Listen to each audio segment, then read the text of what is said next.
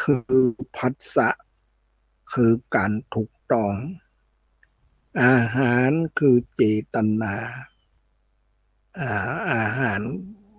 คือเจตนาอาหารคือวิญญาณอันนี้นะเกี่ยวกับอาหารนั่นนะมันมีอยู่นะอย่างอาหารที่พึงกลืนกินเป็นคำอันนี้เรียกว่าการวลิงกละอาหารอาหารคือคำเขาอาหารคือผัสสะคือความถูกต้องเนี่ยคือว่าเราเนี่ยต้องมันก็มีอาหารนะการผัสสะเนี่ยผัสสะการถูกต้องทางตาทางหูทางจมูกทางลิ้นทางกายและทางจิตใจอันนี้อาหารความถูกต้องอาหารคือเจตนาอาหารคือวิญญาณเนี่ยห้าข้อคืออุปทานขันธ์ข้ออุปทานขันธ์คือขันธ์หรือกองแห่งรูปนามที่คนยึดถือห้าประการหนึ่งอายตนะภายในหกมีตาเป็นตนอายตนะภายในหกนะมีตาเป็นตนอ่าอ่าข้อเจ็ดข้อคือวิญญาณทิฏฐิเจ็ดนะอันนี้วิญญาณทิฏฐิเจ็ดนะอ่าห้าแปดข้อคือโลกธรรมแปดนี่โลกธรรมแปดเนี่ยคือมัน มีมีลาบหนึ่งบะมีลาบหนึ่งมียศหนึ่งบะมียศหนึ่งนินทาหนึ่งสรรเสริญหนึ่งสุขหนึ่งทุกข์หนึ่งอันนี้เรียกว่าโลกธรรมนะโลกธรรมแปดอ่าอันนี้แปดข้อคือโลกธรรมแปดนะอันนี้โลกธรรมแปดเนี่ย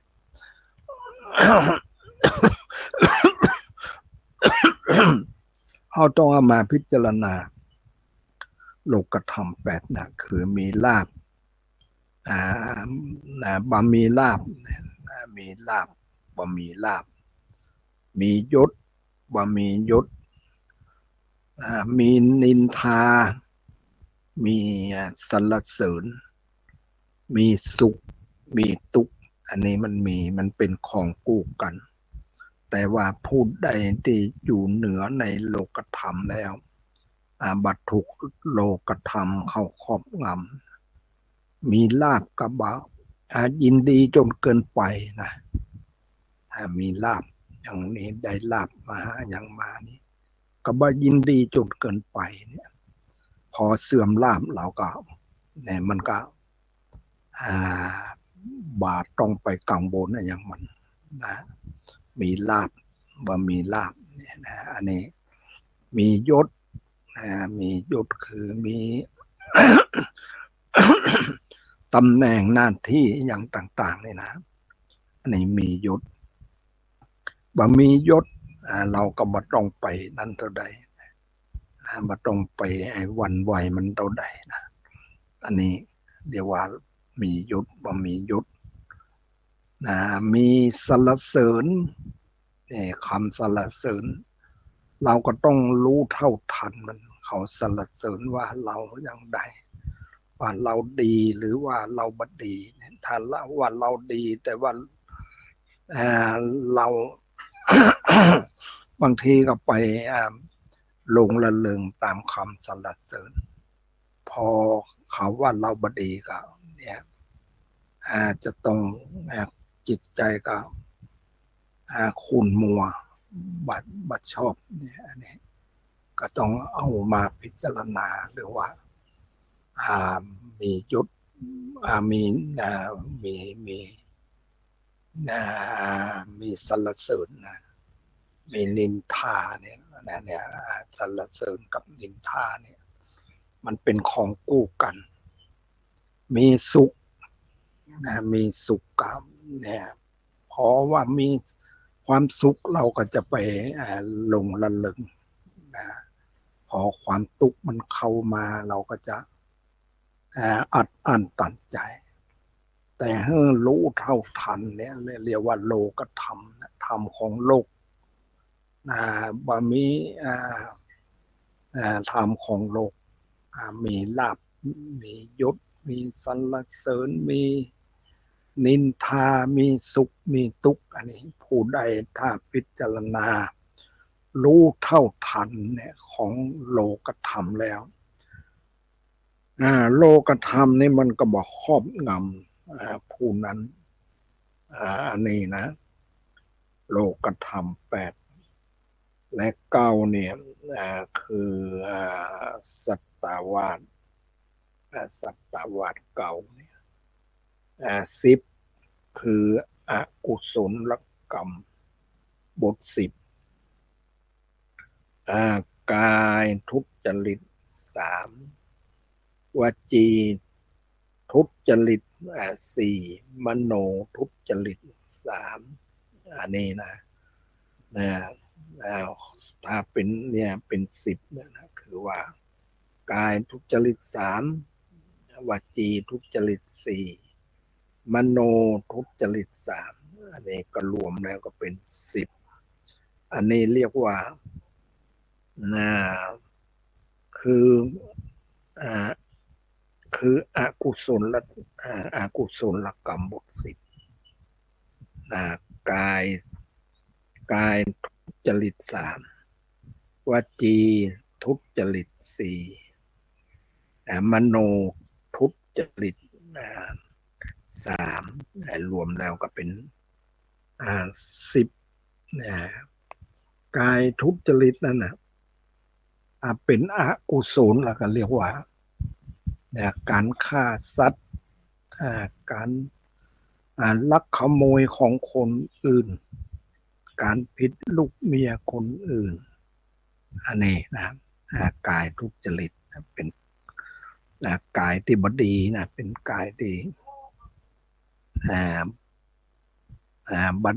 มันบดีนะกายทุจริตฆ่าสัตว์ลักขโมยของคนอื่นผิดลูกเมียคนอื่นวจีทุจริตสามคือพูดเท็จหนึ่งพูดส่อเสียดหนึ่งพูดคำหยาบหนึ่งวจีทุจริตสี่นะไม่ใช่วจีทุจริตสาม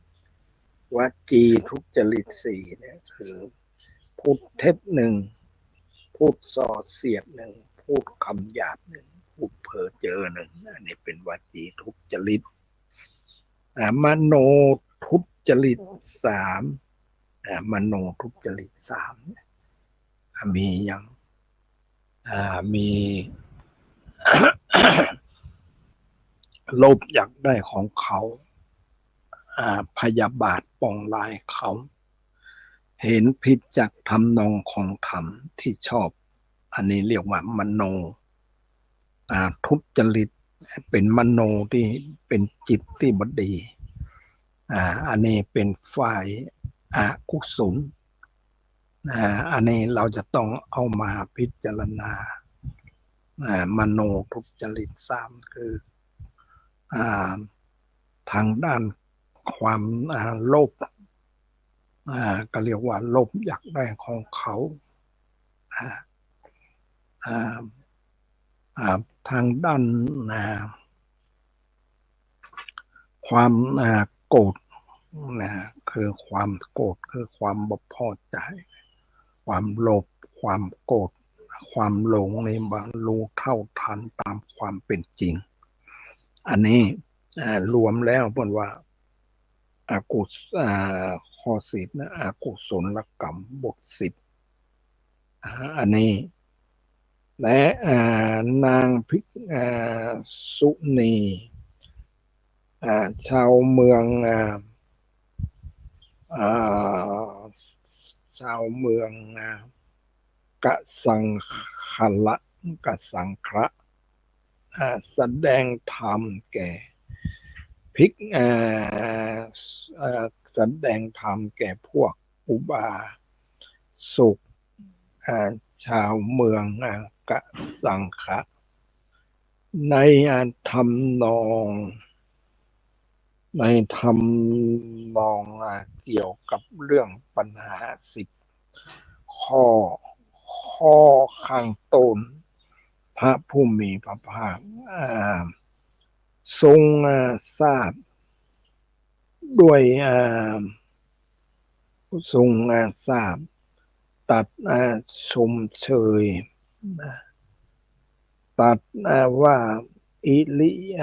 อริยสาวกผู้ได้สดับย่อมเป็นย่อมเบื่อหน่าย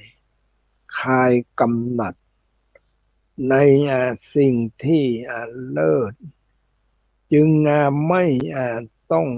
การจึงไม่ต้องกล่าวถึงสิ่งที่เลวแล้วตัดแสดงโลก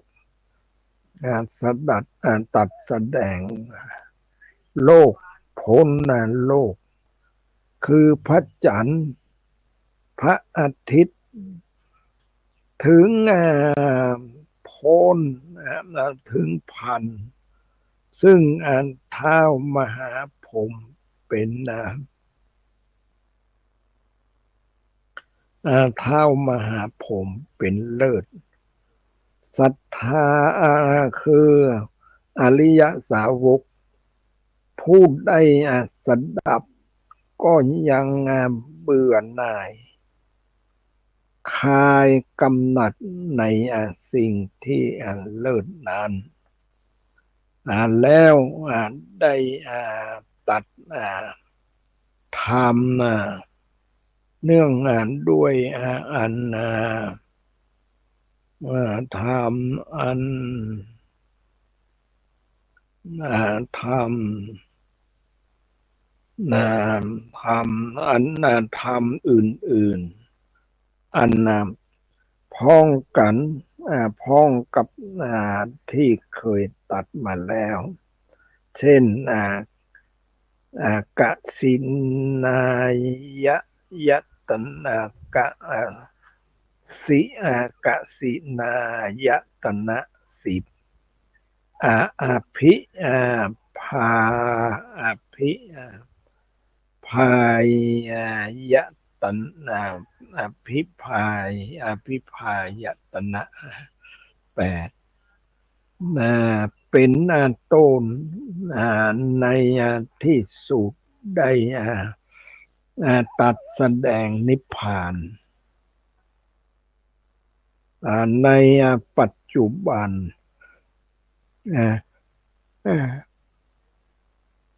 ในปัจจุบันตามหลักพระพุทธศาสนาพระเจ้าปเสนทิโกศลกราบทูลสรรเสริญพระผู้มีพระภาคเจ้า10ข้อคือทรงเห็นว่าผู้ทรงเห็นทรงเห็นว่าพระผู้มีพระภาคหนึ่งการปฏิบัติเพื่อชำระในทั้งในนอก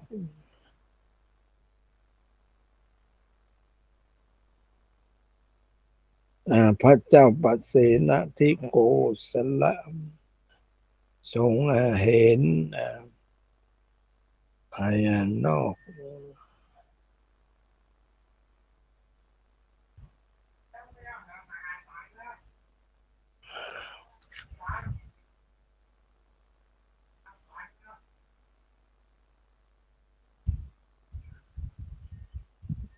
อันนี้นะเรื่องเกี่ยวกับ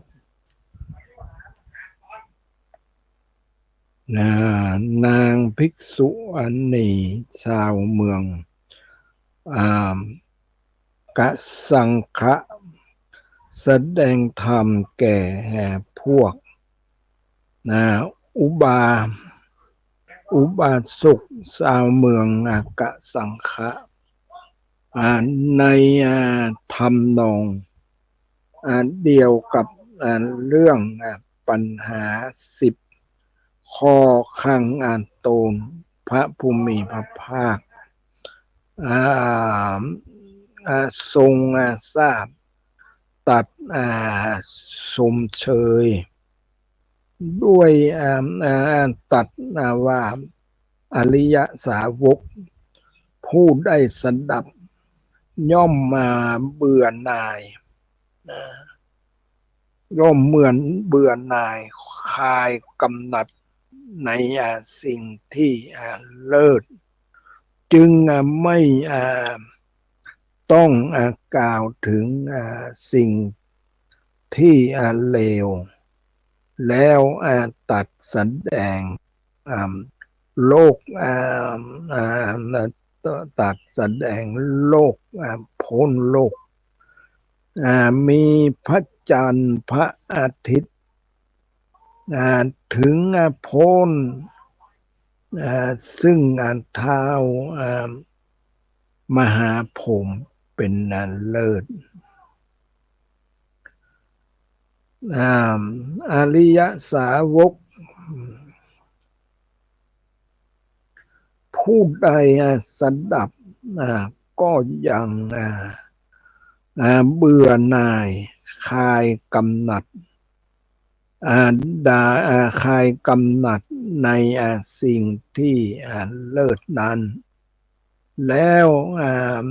ได้ตัดถึงธรรมอื่นๆอันพ้องกับที่เคยตัดมาแล้วเช่นนกที่กำลังเสนาสนะ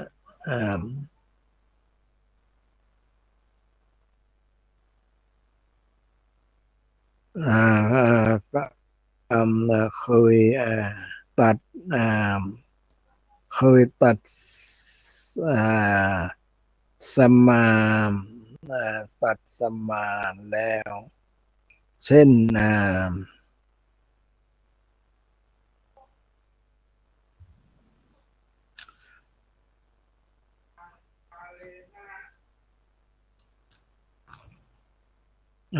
ปฏิบัติ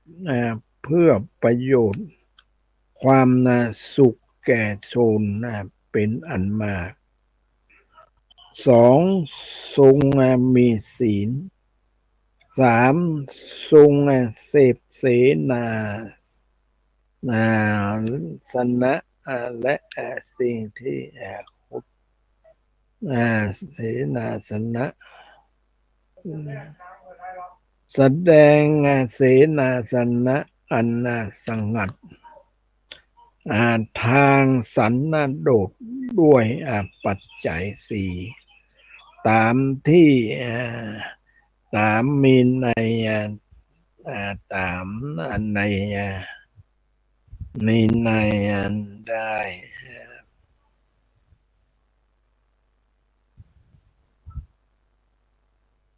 เอาละวันนี้ก็บัญญัตินั้นอยู่นะคือว่ายังมีเวลานักอยู่เนาะอันนี้เรื่องไอ้เนี่ยเรื่องไอ้เกี่ยวกับกุศลการกายทุจริต3วจีทุจริต4มโนทุจริต3การนางภิกษุณีชาวเมืองกสังฆะแสดงธรรมแก่พวกอุบาสกชาวเมืองกสังฆะในธรรมนองเดียว กับเรื่องปัญหา10ข้อข้างต้นพระผู้มีพระภาคทรงทราบตัดสมเชยตัดว่าอริยสาวกผู้ได้สดับย่อมเบื่อหน่ายย่อมคลายกำนันหนัดในที่สิ่งทั้งปวง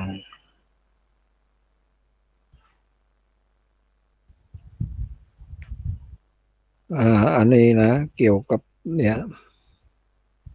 โอ้ยเรื่องไอ้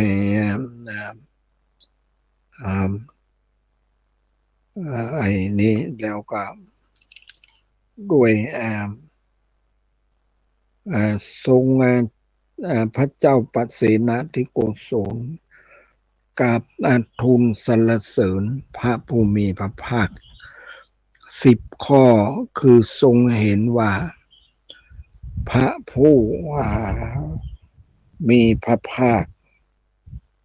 1ปฏิบัติเพื่อประโยชน์ความสุขแก่ชนเป็นอันมาก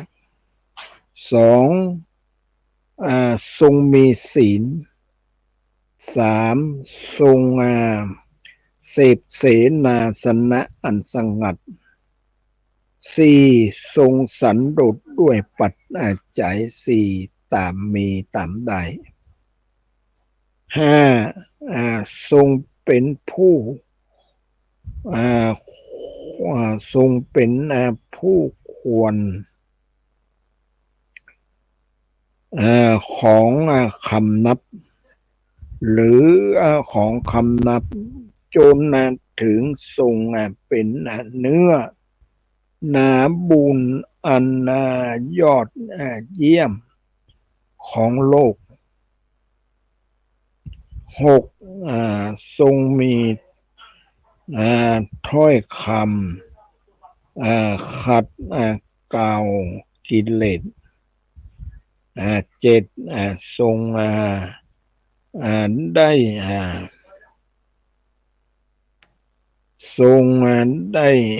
สาร4ตามความตามปรารถนา5ทรงระลึกชาติได้อันนี้เรียกว่าประโยชน์9ทรงมีทิพจักษุ10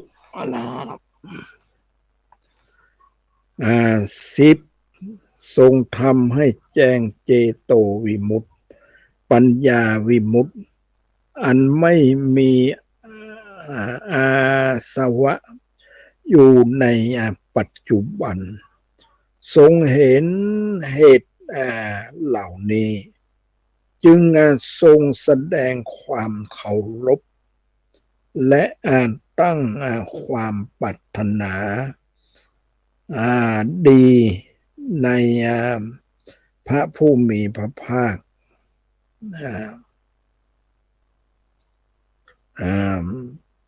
วรรคที่4ชื่ออุปาลิละวรรคว่าด้วยพระอุปาลีตัดแสดงพระธรรมเทศนา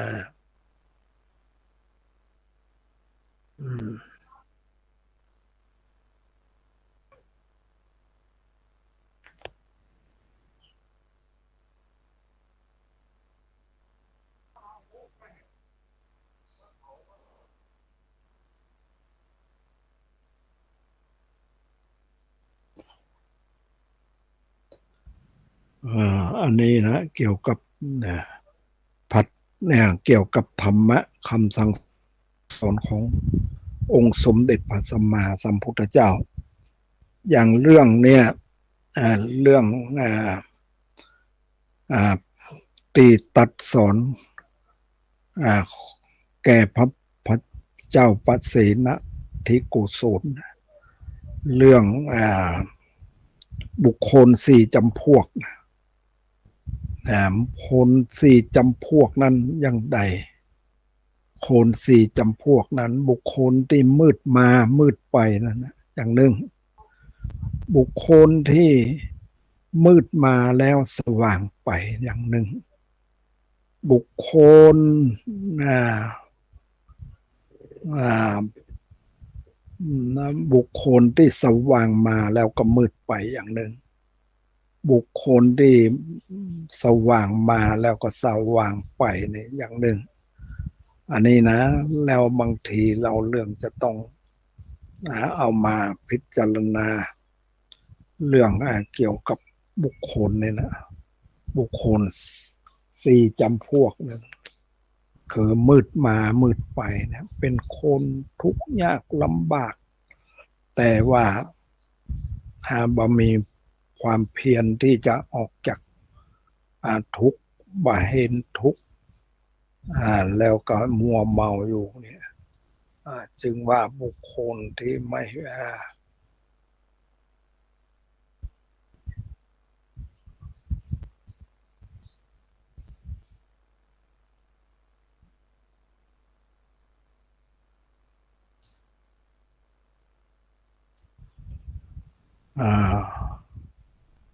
เอาละว่าด้วยเนี่ย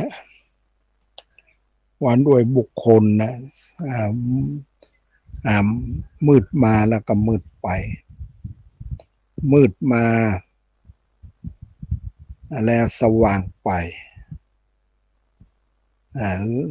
มืดมาแล้วสว่างไปมืดมาและมืดมาแล้วก็มืดแล้วก็มืดมาแล้วก็สว่างไปสว่างมาแล้วก็สว่างไปเนี่ยอันนี้บุคคลสี่จำพวกเนี่ยอย่างใดเนี่ยบุคคลมืดมาแล้วก็มืดไปนั่นนะหมายความว่าเป็นคนทุกข์ยากลำบากแล้วก็บาใส่ใจในเรื่องการที่จะอบรมตัวเองฝึกฝนตัวเองปล่อยให้ความโลภความโกรธความหลงเข้าครอบง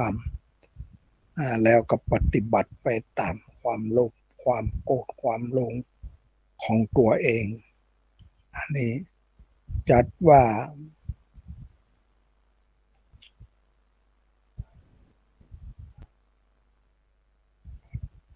อันนี้นะเรื่อง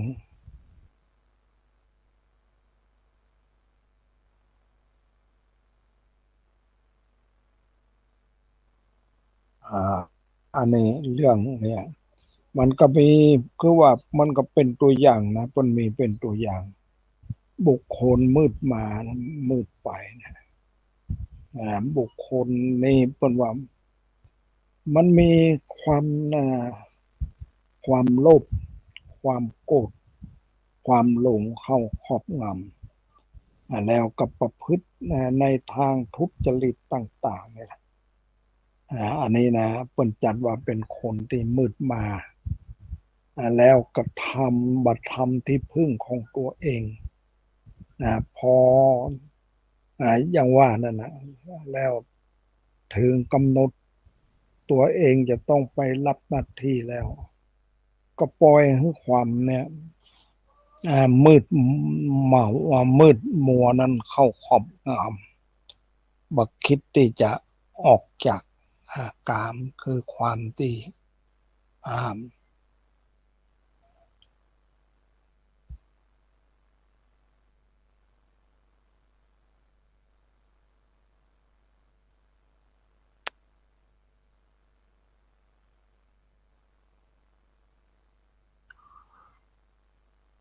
เอาละมุกอันนี้นะเรียกว่าอุปสรรคอุปสรรคเราพือเรามีเพศต่างจากอันนี้เนี่ยศรัทธาตัดแสดงธรรม10 อย่างที่บรรพชิต ควรพิจารณาเนืองเนืองคือหนึ่งเรามีเพศต่างจากคฤหัสถ์แล้วสองชีวิตของเราเนื่องด้วยผู้อื่นสามยังมีกิริยานะมีกิริยาการที่ดีงามอย่างอื่นอีกที่ต้องทำนะสี่เราคือ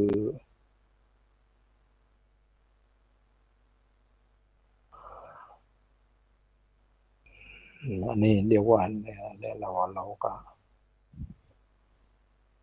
เอองานเรียกนะเรายังมีกิริยาอาการที่ดีงามอย่างอื่นอีกที่ต้องทำเราติเตียนเองโดยศีลได้หรือไม่ผู้รู้พิจารณาแล้วติเราโดยศีลได้หรือไม่หกเราต้องพัดภาคจากของที่รักของชอบใจทั้งสิ้น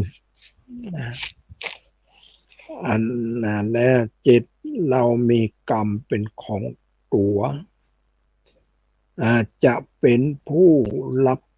ผลของกรรมดีชั่วที่ทำไว้แปดวันคืนล่วงไปบัดนี้เราทำอะไรอยู่เก้าเรายินดีในเรือนว่างหรือไม่สิบเราได้บรรลุธรรมอันยิ่งของการที่เรานั่งฝึกฝนกันเนี่ยอันนี้นะสิบเราบรรลุธรรมอันยิ่งของมนุษย์หรือไม่ตัดว่าบรรพชิตควรพิจารณาเนืองเนืองถึงธรรมสิบอย่างที่ต้องอยู่ในร่างกายคือหนาวร้อนหิวละหายปวดอุจจาระปัสสาวะเห็นปวดอุจจาระปัสสาวะควรสำรวมกายคามรวมกายความสำรวมวาจาความสำรวมโลหิตสำรวม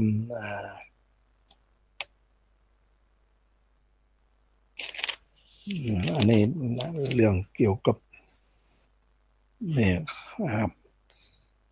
พัฒธรรมไอ้นี้นะตติยปัญนาตหมวด50ที่สอง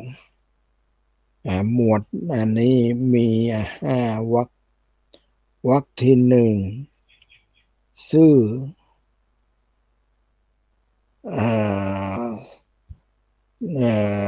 ชื่อ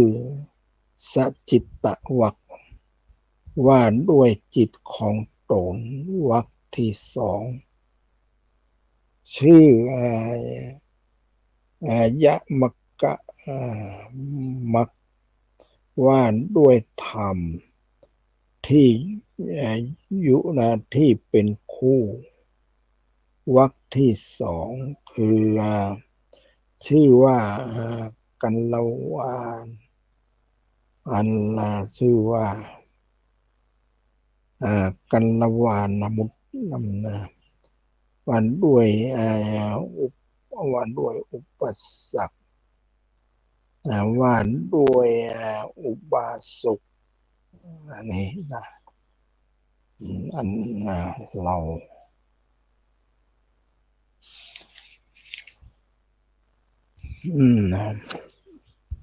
อ๋ออันนี้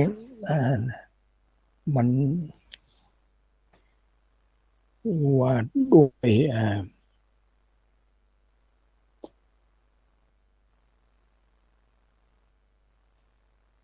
เนี่ยเอาไอ้เนี่ย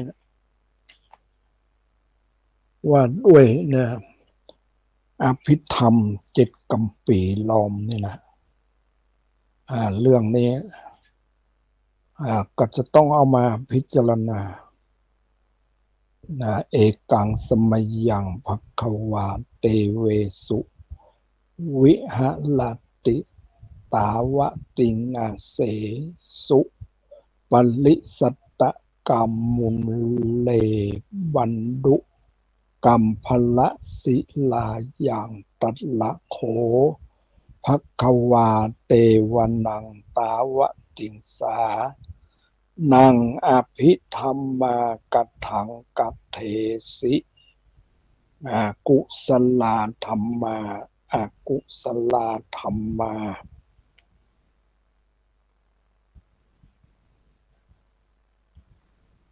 อัพพยากตาธรรมาสุขายะเวทนายะสัมปยุตตาธรรมา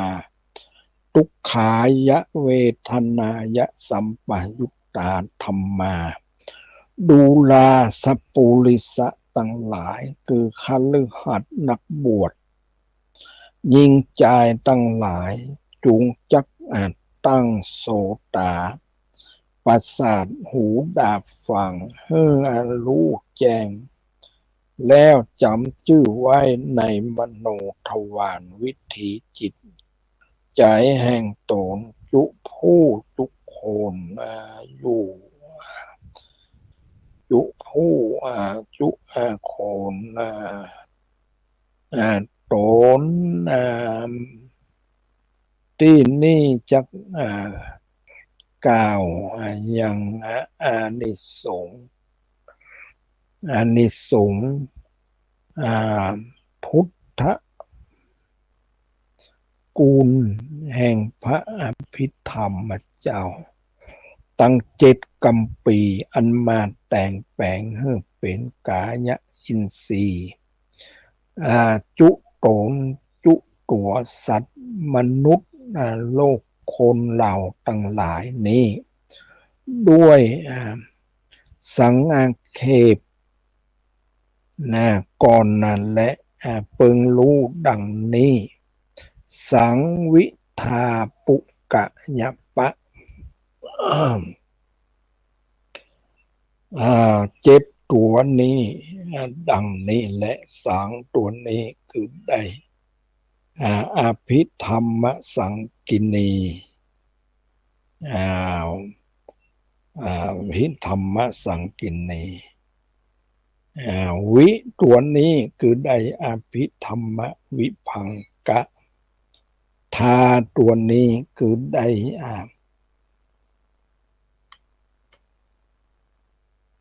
อภิธรรมธาตุกถาปุตัวนี้คือได้อภิธรรมาปุกกละบัญญัติกะตัวนี้คือได้อภิธรรมา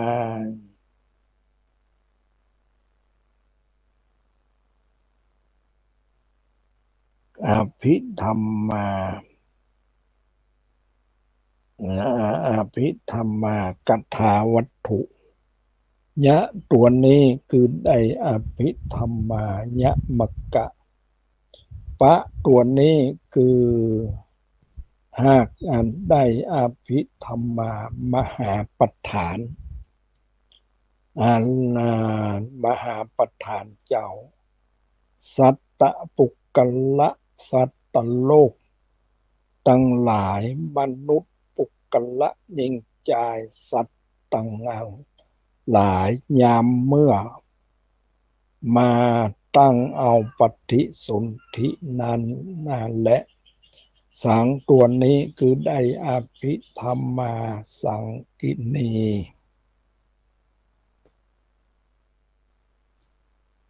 อันนั้นมารวมนะยังจิตวิญญาณแห่งสัตว์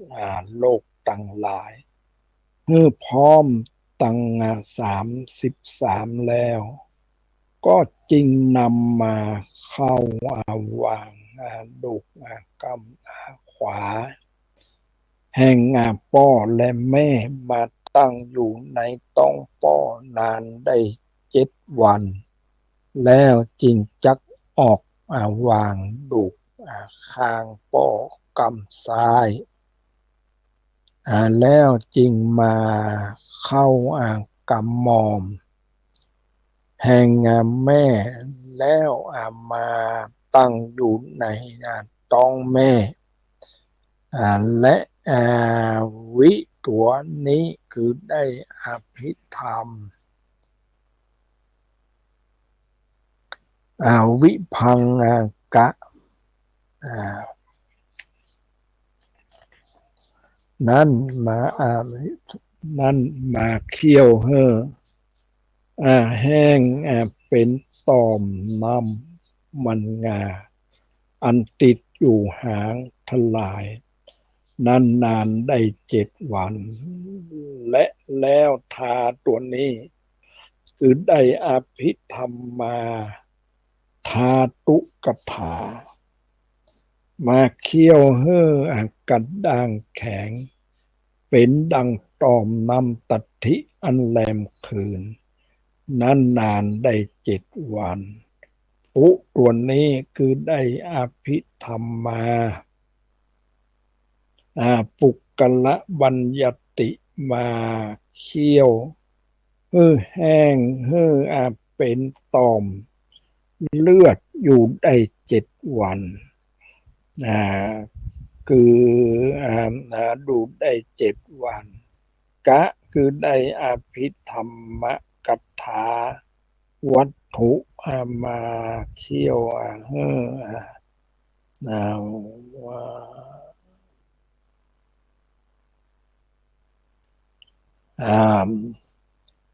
กะคือกัถถาวัตถุมาเคี่ยวกัดด่างเป็นดังด่างได้7 วันนะมาเคี่ยวแห้งเป็นต่อมน้ำมันงาอันติดอยู่หางทลายนั้นนานได้7 วันและแล้วทาตัวนี้คือมาได้อภิธรรมมาทาตุกถามาเคี่ยวกระด่างแข็งเป็นดังน้ำตัดทิอันนั้นแลม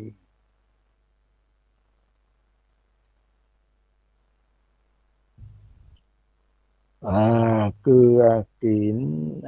านได้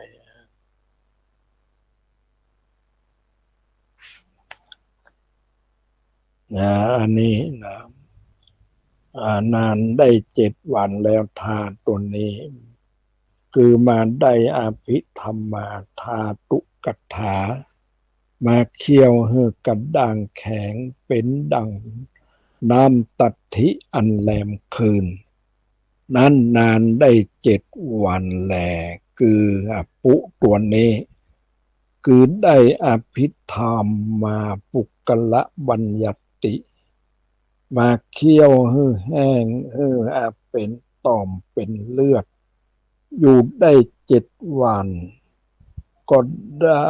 คือได้อภิธรรมกถาวัตถุมาเคี่ยวกระด่างเป็นดังต่อมน้ำอันใด7 วันนั้นมาเคี่ยวเป็นแต้งจีนนานอยู่ได้7 วันปุตัวนี้คือได้พระอภิธรรมมามหาประธาน มาเคี่ยวเฮ้อแห้งอ่าดีบัวละมวน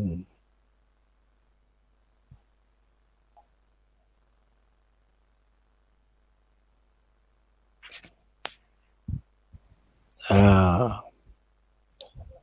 าได้7 วันปุตัวนี้มาได้อภิธรรมปุกละบัญญัติมาเคี่ยวเห่อแห้งเห่อเป็นต่อมเลือดอยู่ได้7 วันกะคืออภิธรรมกัถาวัตถุมาเคี่ยวเห่อเป็นแตงจีนนานอยู่ได้7 วันปะคือมาตัวนี้คือได้อภิธรรมมหาปัฏฐาน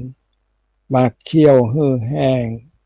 ดีบัวละมวนแล้วจริงจักแตกเป็นสาขาแห่งแล้วเป็นดังออกในธรรมสัตตวิมันลานั้นมีสะ8 ตัวมีอะเป็นต้นมีโอเป็นติสุดและในละหุ3 ตัวนั้นมาแปลงให้เป็นหัวเข่าตั้ง2อีตัวนั้นมาแต่งแปลงให้เป็น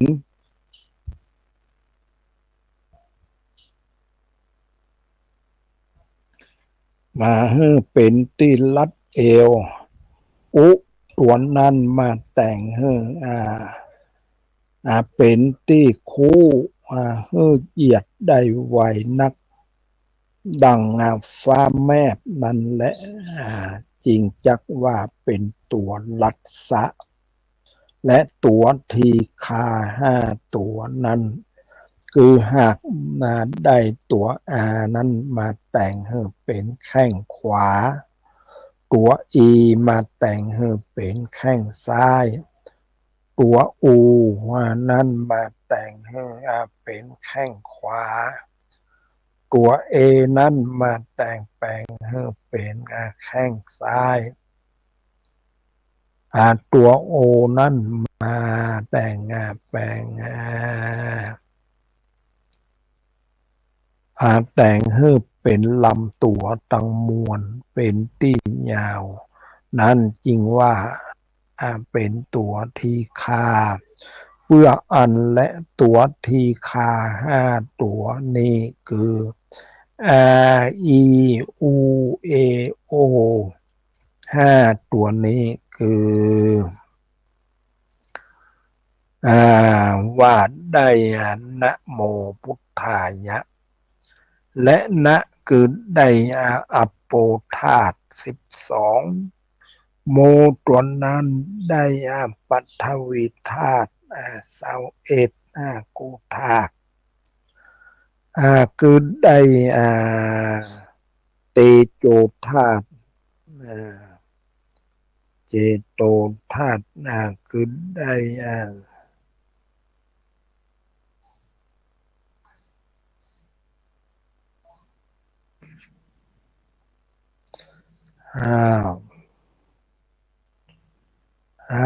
คือหากมาได้ตัว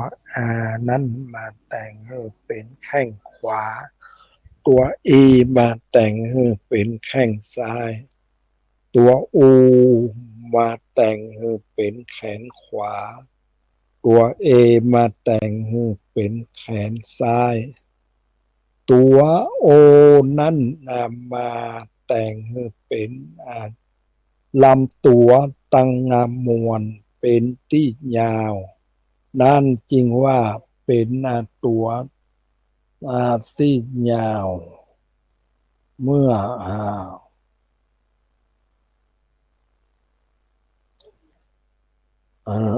อันนี้เรื่องเกี่ยวกับในตัวของเราเนี่ยตัวทีคา5 ตัวนี่คือ E อูเอโอ5 ตัวนี้คือว่าได้นะโมพุทธายะนะ คือได้อาโปธาตุ12โมตัวนั้นคือได้ปัทวีธาตุ21โกธาตุปัทธา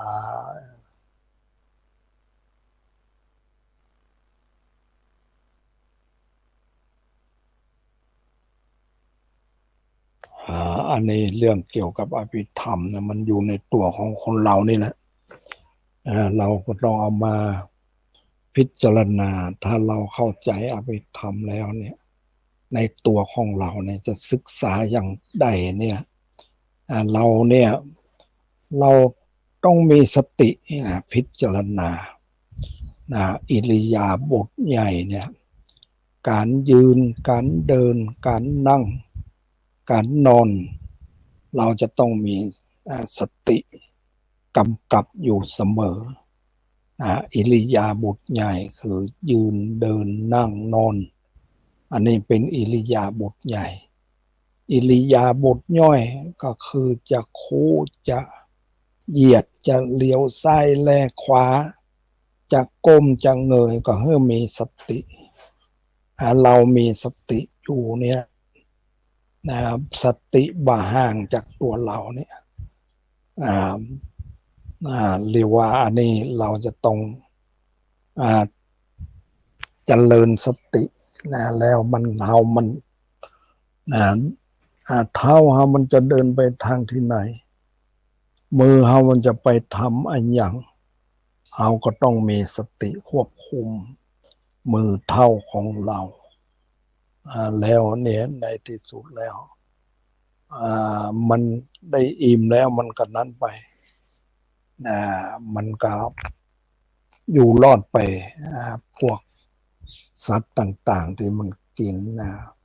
พืชพันธุ์ธัญญาหารเนี่ยมันกินเพื่อได้คนอื่นได้หลับใช้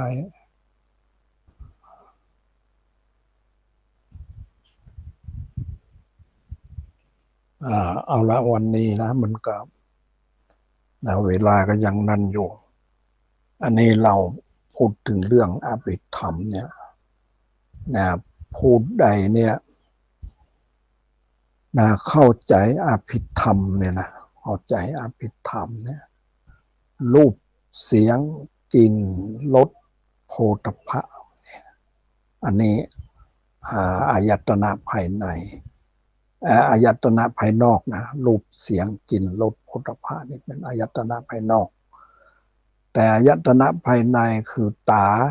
หูจมูกลิ้นกายใจเนี่ยแล้วเมื่อมากระทบกันแล้วเนี่ยอายตนะภายในอายตนะภายนอกมันจะต้องมีธาตุรู้เรียกว่าตาไปกระทบกับรูปกันเรียกว่ากันต้องมีจักขุนะคือมีจักขุวิญญาณนะมีธาตุรู้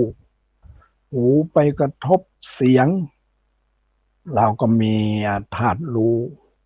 เรียกว่าโสตวิญญาณ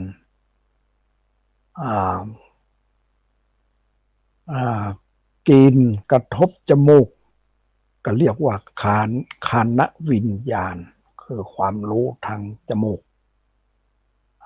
ลิ้นไปกระทบกับ